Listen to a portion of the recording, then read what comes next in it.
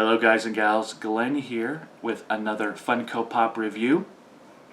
Today I've got a whopping 5 pops to review for you, and it's Marvel's Ladies of S.H.I.E.L.D. is the theme today. So I'm going to be reviewing Black Widow from Age of Ultron. This is the regular Black Widow, along with her exclusive GameStop counterpart, Black Widow with Cap's shield. And then we've got the lovely Agent Carter, one of my favorite characters. This is Agent Carter from the Agent Carter TV show, along with her exclusive variant, this one a Hot Topic variant, Agent Carter as well. And we're going to wrap it up with actually an older pop for me. I got this a while ago. This one is Agent May from Marvel's Agents of S.H.I.E.L.D. So let's get to the review and check out these lady super spies. Okay, here we have the Black Widow from Age of Ultron. Now, for the Black Widow and Agent Carter both, I'm going to do the close-up looks at them together instead of separating them. And the reason is that these two, being variants of each other, are so close that reviewing them each individually is kind of a waste of time. There's very little difference between the two. Let's look at the boxes first. Now, what's interesting about these two pops is basically one is a variant of the other, but they have different numbers in the series, which is unusual. Usually variants will have the same number, just different pictures. And these are so close anyway that, you know, having them being full separate pops is kind of weird. So you've got the Black Widow regular, Black Widow GameStop, same boxes, other than obviously the picture's a little bit different based on one Black Widow having the shield. Now, obviously, this one came out first, so it's number 91, and it was included in the regular Age of Ultron set, but it did not come out right away.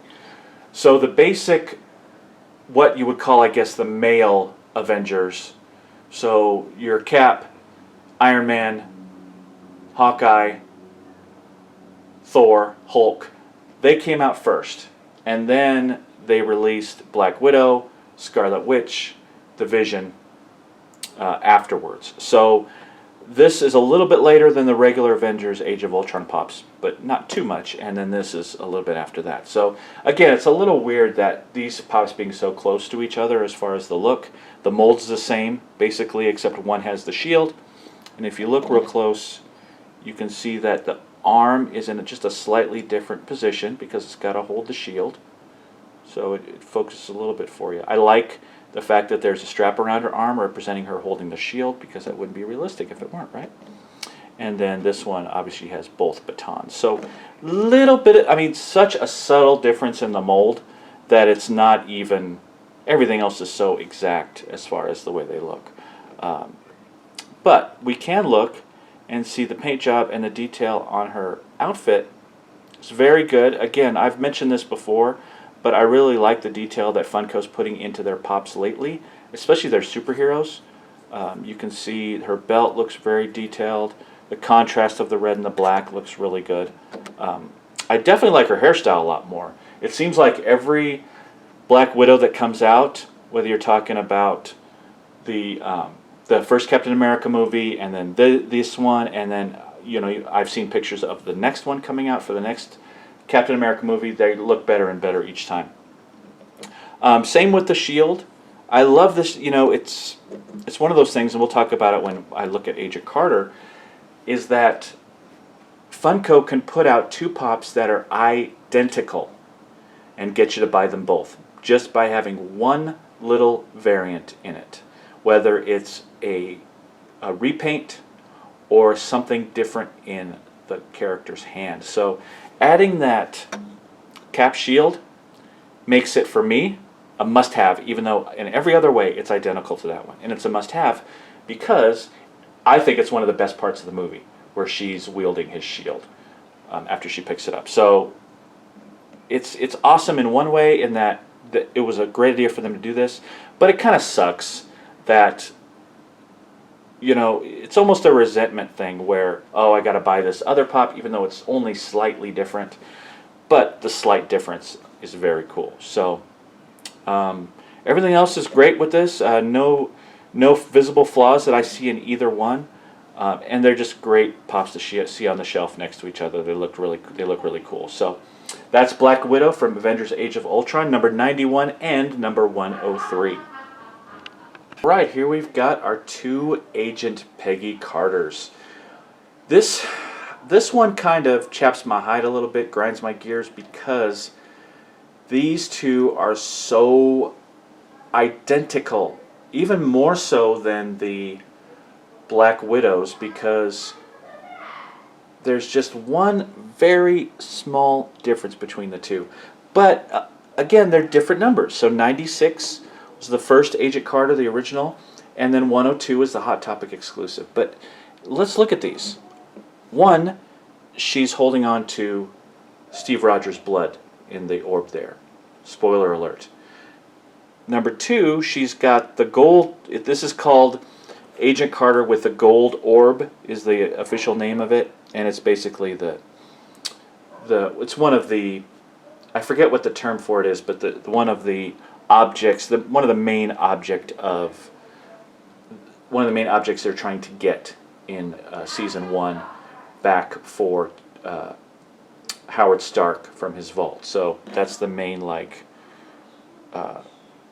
the main object, and then she's got Steve's blood in that orb there. So other than what she is holding in her hand, which is very small, these are identical pops. Same mold, same pose, same red fingernail polish. Now that I look at it, with pop figures and hands that are this small, wish it would focus on you, but it's not gonna. It's really tough to do fingernail polish well, and again, it looks kind of scraggly, and it really stands out. I thought at first that it was blood. It just doesn't look that great. I understand what they were trying to do.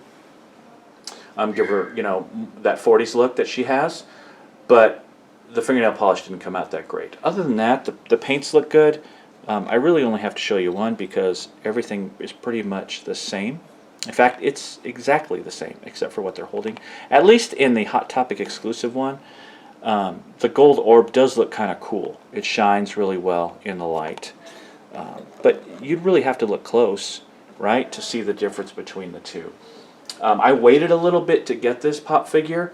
Once I got it, I got both of them at once because, being more of a completionist, especially with Marvel, I wanted to have both of them on hand. But really, it's really annoying that these are so similar. She wore a lot of outfits on the show. They could have done her movie version. I think that would have been awesome to have her in her uniform from the original Captain America. I would have loved to have seen that as a pop figure. They could have done a whole lot with Agent Carter rather than just have an exclusive in the same exact outfit, just holding something different. So that's a little disappointing. As pops themselves, they're very cool. I like them a lot, both of them. How could I not like both of them since they're exactly the same? But that's just kind of irks me a little bit that they would do that to make and sell another pop figure that's so close to the original. So that's it. That's Agent Carter's number 96 and 102 from the Agent Carter TV series. All right, the last in our Ladies of S.H.I.E.L.D. for today is Agent May. And I think I may have reviewed Agent May in the past, but I really wanted to include her with Black Widow and Agent Carter just because they are your super spies in the Marvel collection right now. Agent May, the pop figure, is one of my favorite pop figures in a lot of ways. But it's also the most annoying, and sometimes I want to throw it in the trash. And the reason is because this is the first and only pop I've encountered where I feel like I need to keep it in the box. Not because of some in-box collector, don't want it to lose value toys need to stay in the package and never get, taken out kind of thing, but because it's a necessity. And the reason is she is so freaking top heavy. Her head is so large compared to her body and so heavy compared to the rest of her that she will not stand up for long periods of time. If I slightly shake the shelf, she goes down and she takes other pops with her. So in order to stand her up, I've even had to kind of bend her head down a little bit, and that's not something I want to do. Start, having to bend springs and mess up the pop just so she'll stand up. So the pop itself looks really great. I mean, let's look at the box. There she goes. If I even slightly mess around with Agent May, she goes down on me. There we go. All right, so very basic box. I'm not thrilled with the box either. They obviously a rush job with this one. Not much of a background, and then just a picture of her real life self on the back. So not much to the box. I dig the Agents of S.H.I.E.L.D. logo, but as far as the box itself, it's not that great. But as for the pop, it looks really good. I love the way they did her sleeves there, like the one coming all the way over into a glove.